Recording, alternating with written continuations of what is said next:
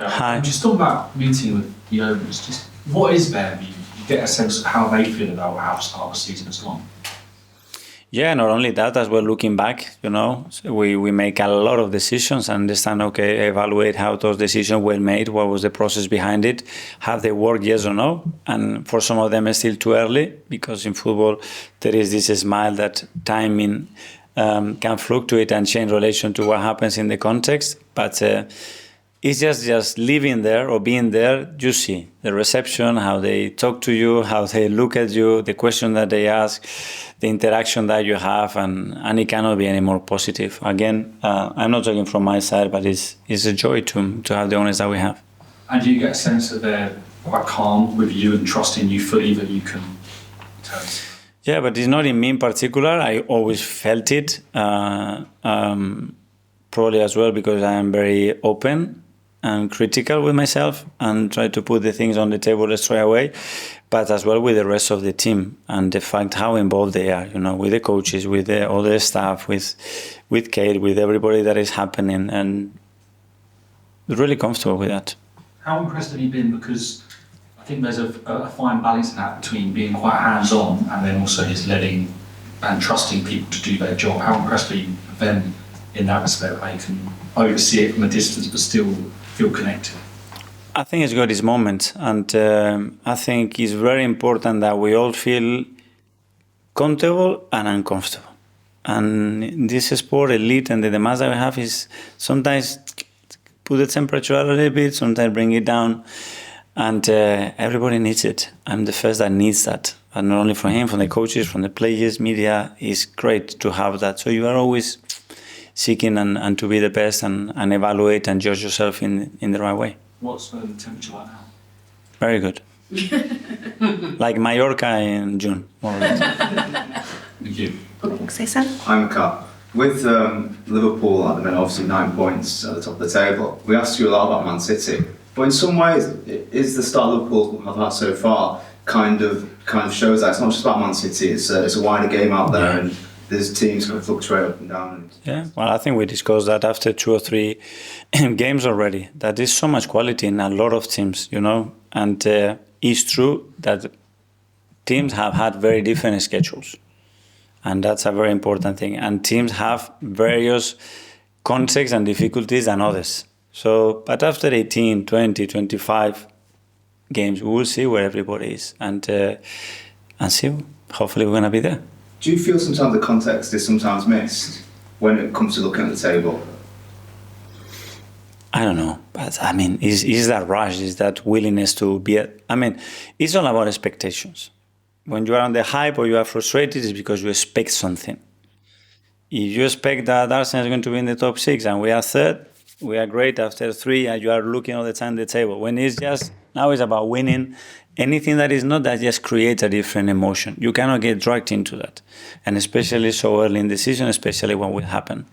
So that's for us to control that and just to be analytical and be very thorough on the things that we need to perform at the highest level to earn the right to win. Winning after is something else. With the points gap and obviously the changes at the club that have happened in the last couple of months and weeks, what's it been like to experience all that? And in some ways, does that show the strength of the internal environment at Arsenal that you're able to basically ride and just get on with the task at hand? Yeah, we all want to win, but it's so good sometimes when something happens and it doesn't quite get there, and then you look and say, let's see how people react to that.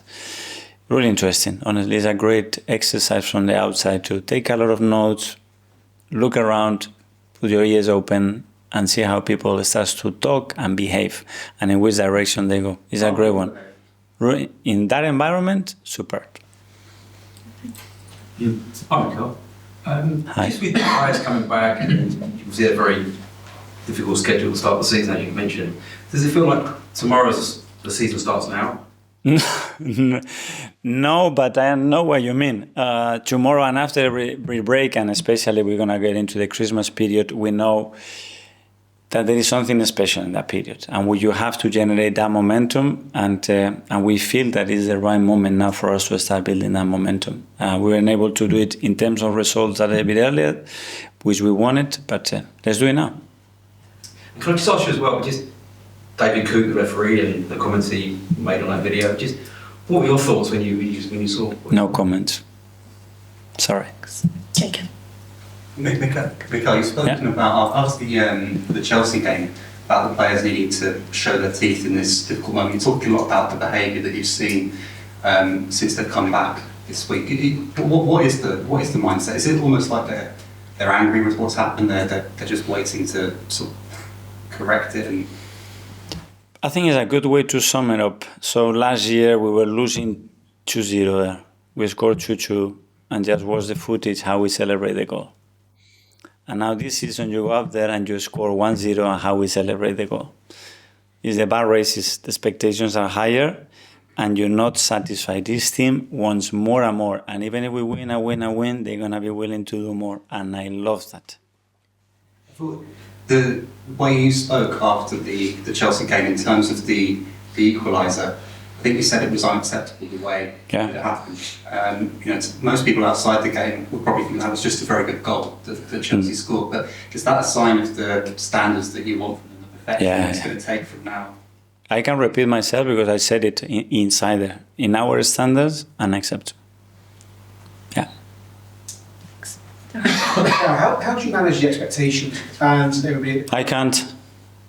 Managing, the only thing that we done is promote expectations. Manage them, I cannot.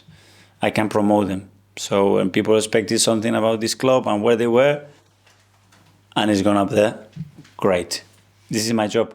Now it's about delivering with that expectation time and time and time again, which is only one way to fulfill that expectation, winning big trophies. That's it. Anything else is going to be...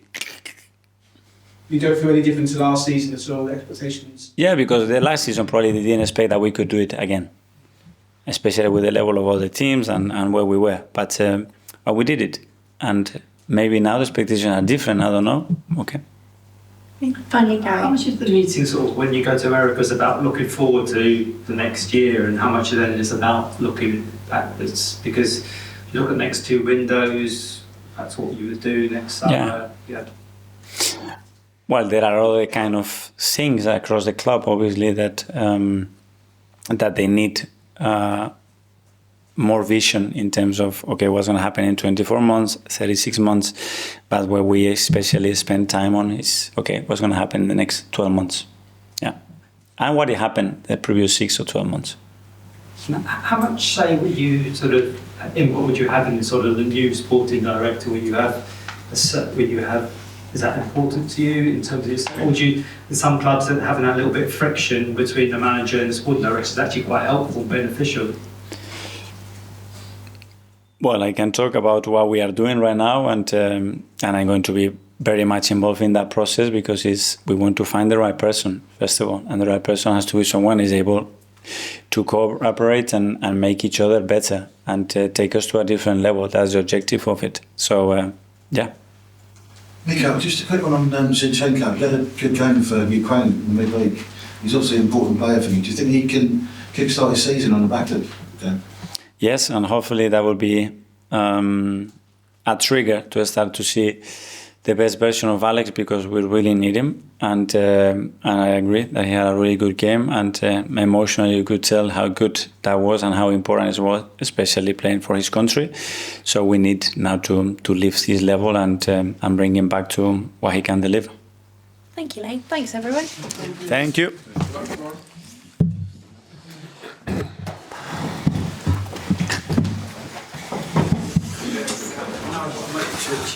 Thank you. See you later. Thank you.